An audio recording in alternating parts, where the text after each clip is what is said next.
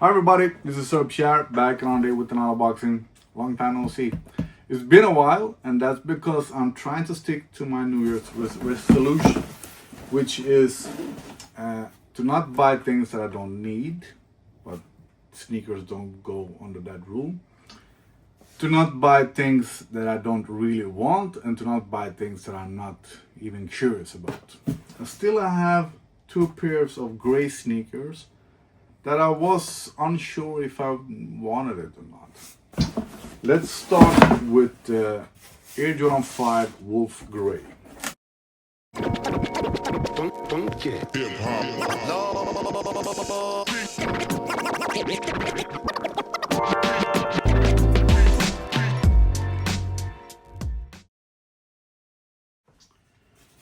So I don't want to say that I was let me explain as always.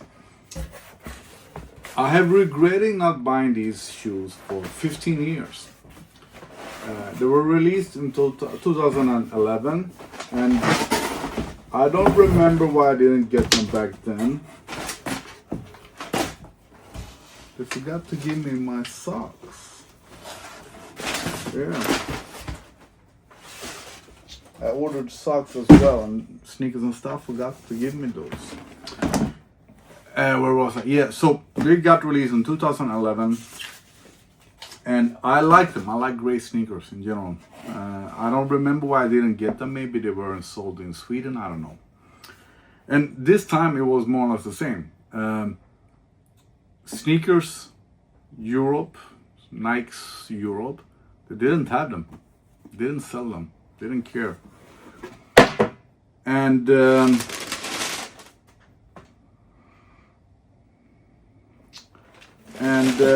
when I saw the videos of them,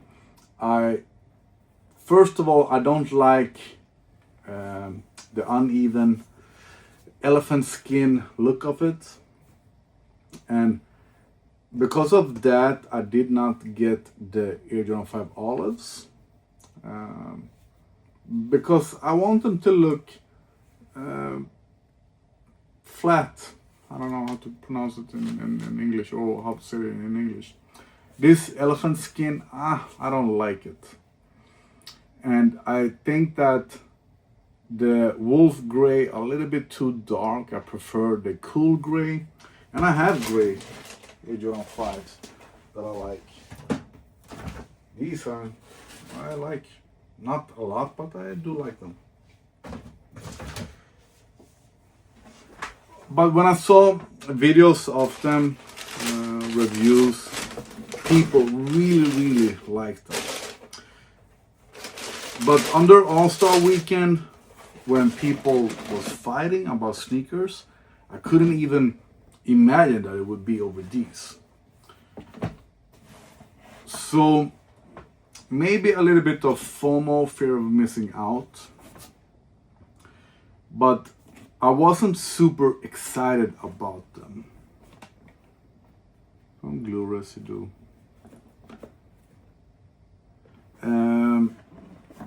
Wasn't super excited about them. A little bit too dark. I don't like the elephant skin, but I do now. Actually, I do like that. Looks like elephant skin, and that will probably make them more friendly to creases instead of your normal leather Air Jordan 5s. I don't know which one to show you. These are so nice. So one thing that made me want to buy them was that the Air Jordan 5s from 2025 are really good. So the latest Air Jordan 5s are really good in every way. So these shoes are the proof that sneaker culture isn't dead. And I don't want to say that people fighting over sneakers that is a good thing. But the sneakers sold out in the US. I'm gonna get to that. People were fighting over them, rushing over them. They really wanted them. And the retail prices are not that high actually, which is really good. So even though people really wanted the sneakers, the resale prices are okay. But maybe, I'm unsure, I just thought of it. Maybe I'm just getting StockX Europe prices and not StockX US prices. Because these shoes did not sell out in Europe. Now they have. It's been like a week or something since they got released. But they did not sell out as fast as in US. So when I was going to get them, since I was unsure if I wanted them or not, I really wanted the Union Fragment Air Jordan 1s. So I was focusing on them. And I said to myself, if I can't get them because they got released at the same time here in Europe, I think in US, these got released the 27th and the other way around. The Union Fragment the 27th and these the 28th of February. Here in Europe, they both got released 9 in the morning, February 28th. So I was focusing on the Fragment Union because I really wanted those. I think they are the best looking Unions. They have been. But I didn't get them. And for those, I asked for help among friends and strangers and retail gang. And I really wanted those. When I couldn't get them, and it was maybe 5 minutes over 9 in the morning, then I started to look for these. And I got them in my size. No problems at all. And I think like an hour later or something, they were still available in Europe, in many stores, in many sizes. But in US, people thought of them, they were rushing to the stores. I'm assuming that the resale prices in US are way higher than in Europe. And that is only good, not only good, but try to explain my point. The OG Retro Air Jordan 5 that I just showed you, Black Tongue and Grape, they went on sale. And they are really good. So OG sneakers, OG Jordan Retro going on sale. And these that are not OG retros, people are going crazy over them. But I try to see it as positive as possible, which means that people are liking them because they look good. Great sneakers work with everything. And the reviewers before me say that the materials is super nice and it's soft. It's not suede, which some say it's not. It's different kind of leather. As I call it, elephant skin, but now I do like it. And it will be crease. It's so stiff. It will be crease friendly. Really stiff. So yeah, I like them. So people like them more than OG retros. That is positive.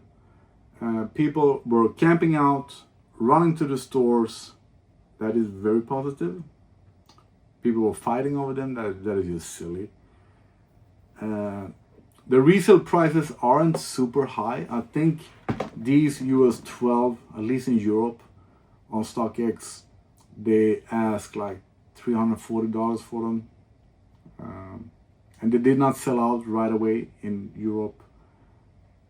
I really don't like that Nike Europe did not care to sell them at all. Not via the Nike website or the sneakers app. But of course the retailers, I got these from Germany. The retailers in Europe got them. And before the release, I assumed that the stores would have very few of them because they did not have raffles of them, which I found weird. because they had raffles of the Union fragments. Yeah. But a nice gray shoe with different kind of material that would be crease friendly, as I call it. They will not look bad after you have worn them for a while. Dark gray works with everything. So you people that are so obsessed with black shoes because they work with everything, these are almost as discreet, just a little bit more fun. So I don't want to say that I'm glad that I got them. I do think that the older ones look better, maybe because they are slightly lighter in the gray color. I don't know, I don't remember now, because the last time I saw a pair from 2011, they were all yellow, yeah, worn. But gray sneakers are nice. Got another pair of gray ones. I got a bunch of gray sneakers. I just think that these are a little bit too dark for my gray taste. They're nice. I'm not super excited. Yeah, I am glad that I bought them just because I was curious about how good they were, because the YouTubers were super excited over them. And what made me go from not wanting to even care about them to wanting to buy them, or at least try to buy them, was, as usual, Weird Tessa's Nightwing video, and he really liked them. Yeah, these with gray sweatpants, nice. I could do without them. I don't even know where to put them. I don't think I have space for them. But yeah, so far the most hyped shoe over 2026. Some glue residue a little bit everywhere. Now I like the elephant skin more and more, actually. I'm curious how they will look after being worn. So I do like that they have that elephant skin look of it. I do, actually. It feels softer, it feels thicker than your standard Air Jordan 5s. But as said, all the latest Air Jordan 5s, 2025 and 2026, I think these are the first Air Jordan 5s, 2026, but all the latest Air Jordan 5s have been really good, really good. And both Black Tongue and Grape went on sale. So a nice gray shoe. If you did not get them, don't pay resale. I don't know why they would be worth paying resale for. Am I glad to have them? I would absolutely much rather have the Union fragment Air Jordan 1s. Would I change them now for a pair of Unions?